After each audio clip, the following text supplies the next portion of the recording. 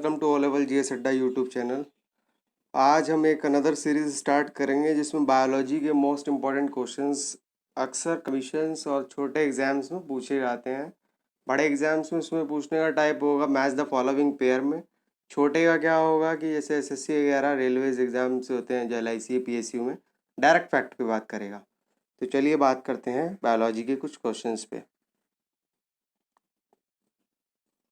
ये चैनल लोगो, यहाँ से आप जुड़ सकते हैं चैनल से। टेलीग्राम लिंक डिस्क्रिप्शन में दिया गया है, वहाँ से जुड़ सकते हैं। वर्गीकरण की सबसे छोटी इकाई स्पेसीज होती है, ठीक है। कवक की कोशिका भित्ति काइटिन की बनी होती है, याद रखिएगा, काइटिन की बनी होती है, ठीक है। कैरोलस लीनियस को वर्गीकी का पिता भी कहा जाता है। जिन्होंने कैटेगराइज किया था सबको, कैरोलस लीनियस को वर्गीकी का पिता कहा जाता है, ठीक। जीवाणु तथा नीलहरित शैवाल मोनेरा, जब आप क्लासिफिकेशंस करते हैं तो उसमें मोनेरा में जो होता है वर्ग में नीलहरित शैवाल, जिसे हम इंग्लिश में एल्गे बोलते हैं, एल्गे बोलते हैं, ठीक है। प्रोटिस्टा जगत में, प्रोटिस्टा जगत के अंतर्गत एक कोशिकीय जीव आते हैं, होते हैं ना, एक कोशिकीय, बहुकोशिकीय, इस टाइप के जीव।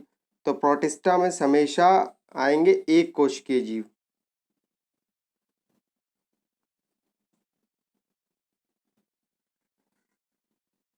एनिमेलिया जगत के अंतर्गत बहुकोशिकीय आते हैं तथा यूकेरियोटिक होते हैं। प्रोकैरियोटिक और यूकेरियोटिक जंतु होते हैं, जिसमें से कि एनिमेलिया में बहुकोशिकीय आते हैं और प्रोटिस्टा में आते हैं कौन से, एक कोशिकीय। ये याद रखना, मैथ द फेयर फॉलोइंग में आ जाते हैं कि एक दो सही हैं, कि दो तीन सही हैं, कि एक दो तीन सही हैं, इस टाइप के क्वेश्चन, कि कोई तीनों सही नहीं है।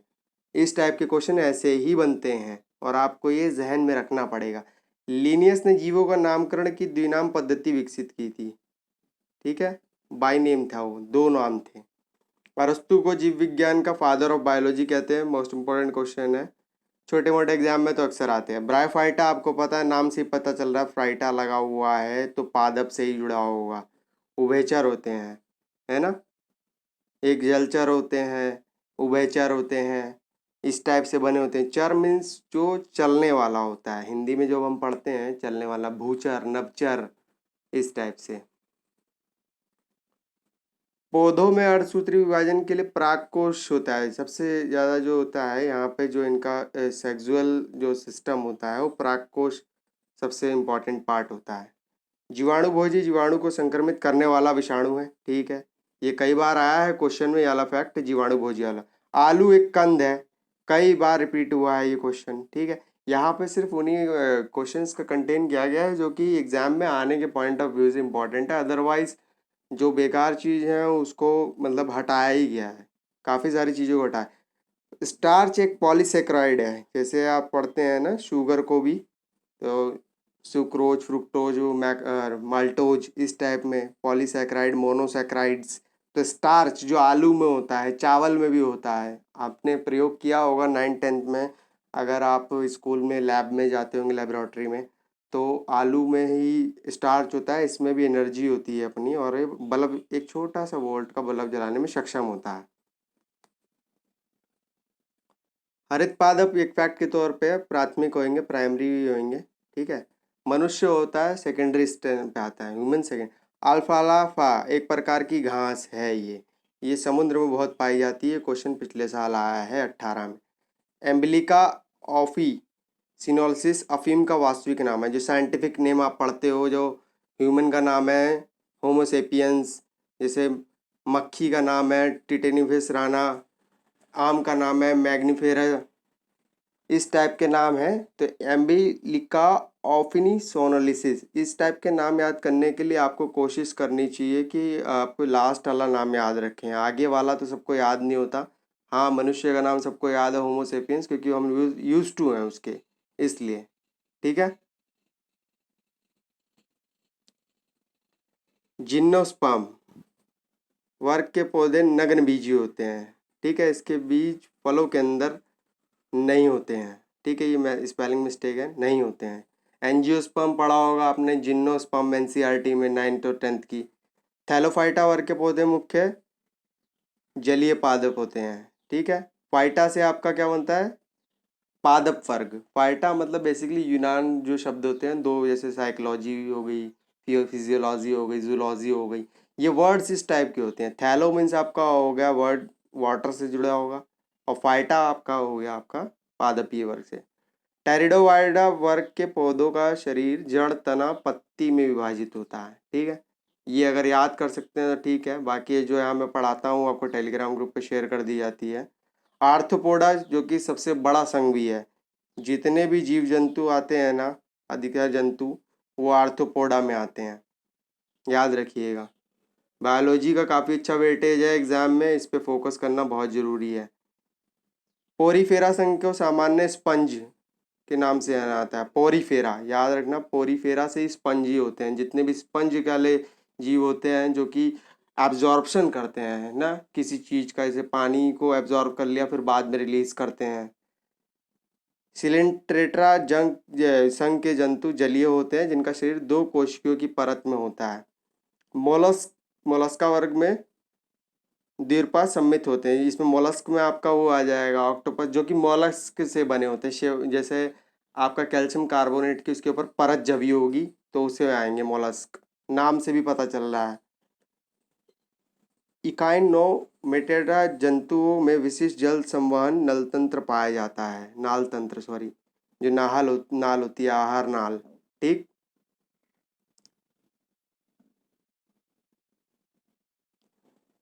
वर्टिब्रेट्रा कशेरुकी होते हैं, दो तरीके के जीव होते हैं, कशेरुकी और कशेरुकी। कशेरुकी जिसके अंदर आपका स्पाइनल कॉर्ड जो पीछे होती है, रीढ़ की हड्डी पाई जाती है, जैसे मनुष्य के अंदर।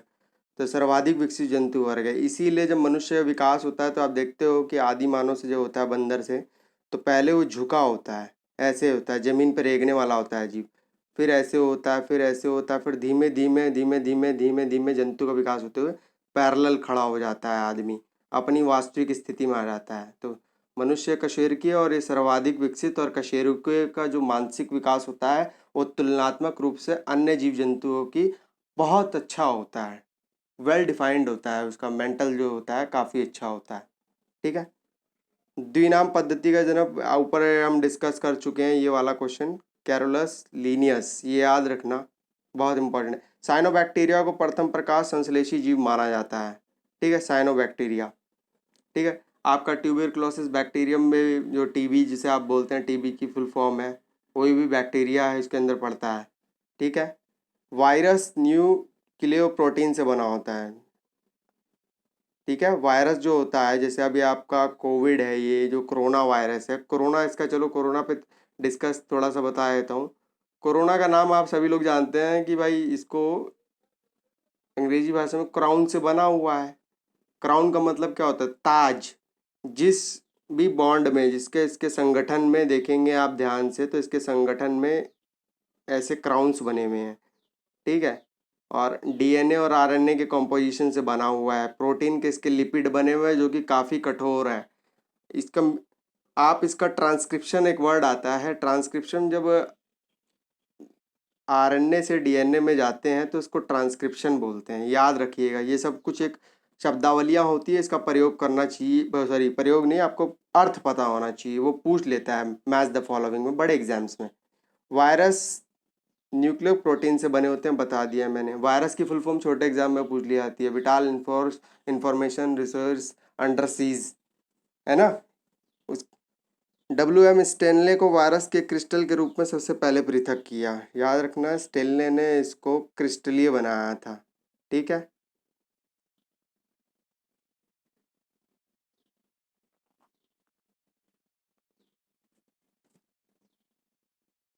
जंतु जिनमें परस्पर जनन होता है स्तर पर, जाति स्तर पर समान होते हैं, जिनमें परस्पर जनन होता है, जैसे ह्यूमन बींग्स, चपटे, कृमि, सिलेंट्रेट्रा, पॉरीफेरा, प्रोटोजोआ वर्ग के जंतु देगुआ नहीं पाया जाता है। ठीक है, ये तो टिपिकल फैक्ट्स हैं बहुत ज़्यादा, इसको याद करने के लिए आपको एक बार अंडरलाइन खुद की कॉपी में भी करना पड़ेगा। वास्तविक देगुआ का निर्माण भ्रूणीय परिवर्धन के मिसोडर्म अवस्था में होता है। ठीक है, मिसोडर्म, काइटिन युक्त बाह्य कंकाल कांटों में पाया जाता है। काइटिन में आपको ऊपर भी डिस्कस कर चुके हैं। सिस्टेमा नेचुरी नामक पुस्तक के कैरोलॉस लीनियस ने लिखी थी। इन्होंने द्विवर्गीय किया है, मतलब दो नाम, होमो सेपियंस जैसे बनता है उस टाइप की द्विवर्गीय नाम दिया है इन्होंने। हाइड्रा में बिना मस्तिष्क का तंत्र होता है। क्षारीय मृदा में हेलोफाइट्स वर्ग की अच्छी वृद्धि होती है। ये अलग फैक्ट है, ये अलग फैक्ट है, ठीक है। हाइड्रा में बिना मस्तिष्क का तंत्रिका तंत्र होता है, ठीक है, जो जलीय जीव होते हैं। सर्वप्रथम जेसी बोस ने जो पेड़ों की जीवन पे काम किया था, इसका एक मीटर होता है, क्रेस्कोग्राफ बोलते हैं, इस पे काम किया था। चमगादड़ उड़ने वाला स्तनपायी है भाई। मैमल्स उनको बोलते हैं जिनके बच्चे होते हैं, जिनके अंडे होते हैं वो ओविपरस होते हैं। ओवी मतलब अंडा, ठीक है।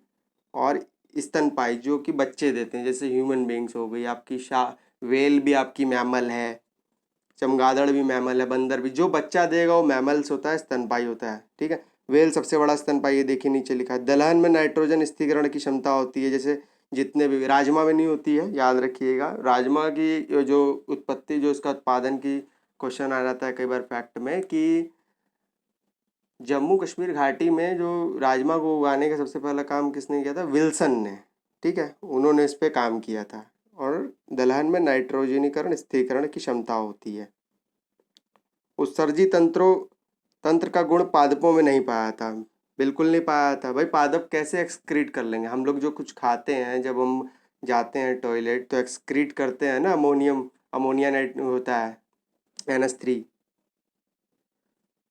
थैलोफाइट थैलोफाइटा को पादप वर्ग का उभयचर भी कहा जाता है। थैलो मैंने आपको बता दिया, वाटर से रिलेटेड है ना, दो शब्दों से मिलके बना। फाइटा मीन्स आपका हो जाता है, फाइटा आपका पादप वर्ग हो जाता है।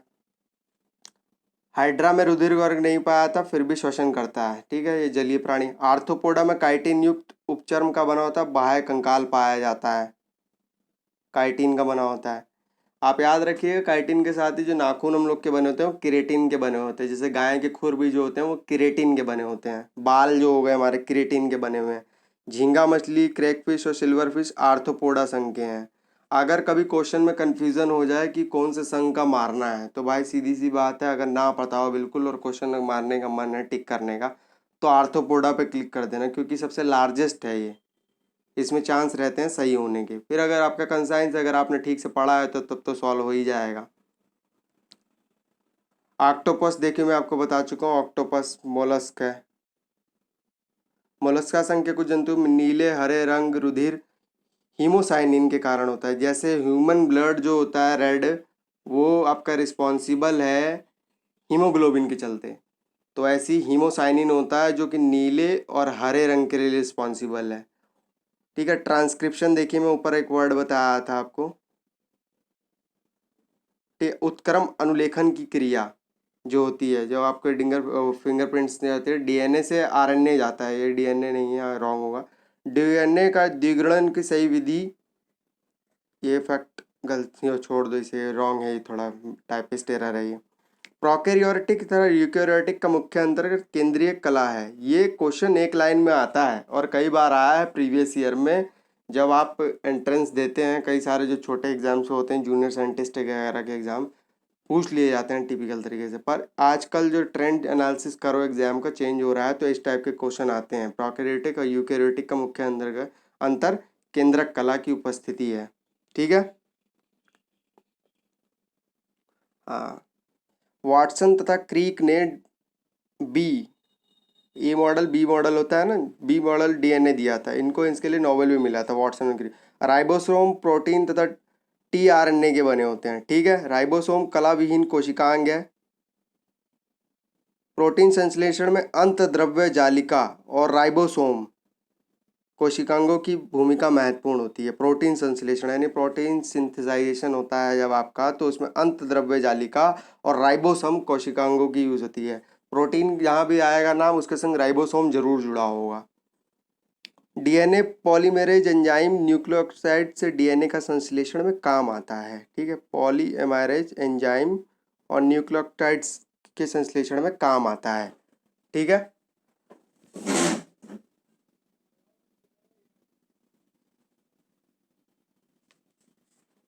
केंद्रक के अतिरिक्त माइटोकॉन्ड्रिया तथा हरित लवक में डीएनए पाया जाता है। ठीक, ये याद रखना, काफ़ी इंपॉर्टेंट फैक्ट है।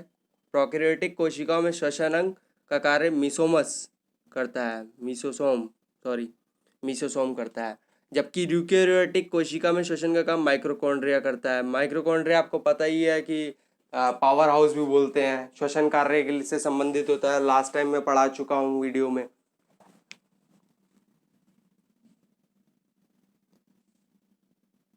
कोशिका भित्ति पौधों में उपस्थित होती है जबकि जंतुओं में अनुपस्थित होती है। याद रखना, सेल वॉल सिर्फ पौधों में होती है। अगर आपने कभी लेबोरेटरी में अपने 9th-10th अपनी ड्यूरिंग स्कूलिंग के टाइम पे प्रयोग किया होगा प्याज की झिल्ली के ऊपर, तो आपको टीचर ने बताया भी होगा, ये दैट इज सेल वॉल।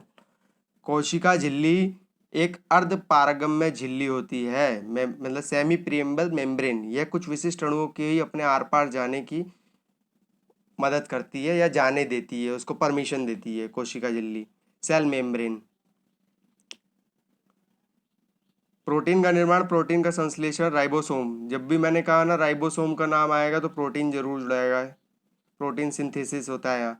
माइक्रोकोडिया कोशिका का पावर हाउस भी कहते हैं, पहले बता चुका हूँ, क्योंकि इसमें श्वसन क्रिया के दौरान भोजन के विखंडन से ऊर्जा की उत्पत्ति होती है जो एटीपी एडिनोसिन ट्राइफॉस्फेट में कन्वर्ट होती है, संचित होती है। ठीक है, ये बहुत इंपॉर्टेंट है ये। माइटोकॉन्ड्रिया जब भी आएगा राइबोसोम जुड़ेगा और एटीपी ऊर्जा बनाएगा। एक एडीपी होती है, एटीपी होता है और एक एडीपी होता है। एक एडीपी की छोटे एग्जाम में फुल फॉर्म पूछ लेता है, एडेनोसिन डाई फॉस्फेट होता है।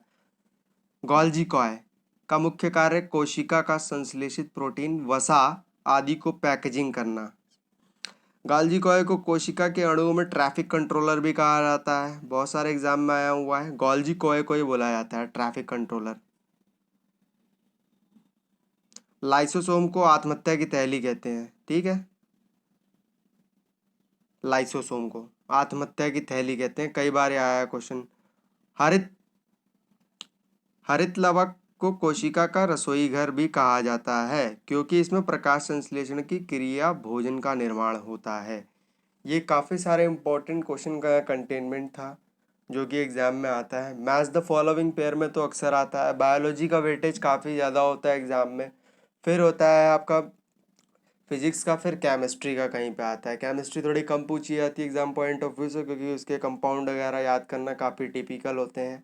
General study point of view से अगर हम इसी सिनेरियो से काम करें तो काफ़ी अच्छा स्कोर हो जाता है एग्ज़ाम में।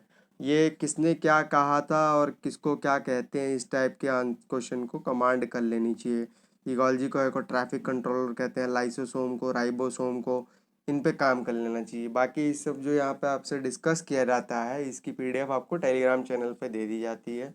आप चैनल के डिस्क्रिप्शन से लिंक से ज्वाइन भी कर सकते हैं चैनल को अपनी मनोइच्छा अनुसार। इसी प्रकार की कुछ इंपॉर्टेंट वीडियोस मैं समय समय अनुसार लाता रहूँगा जो एग्ज़ाम पॉइंट ऑफ व्यू से इम्पॉर्टेंट है। Okay, thanks for watching this video.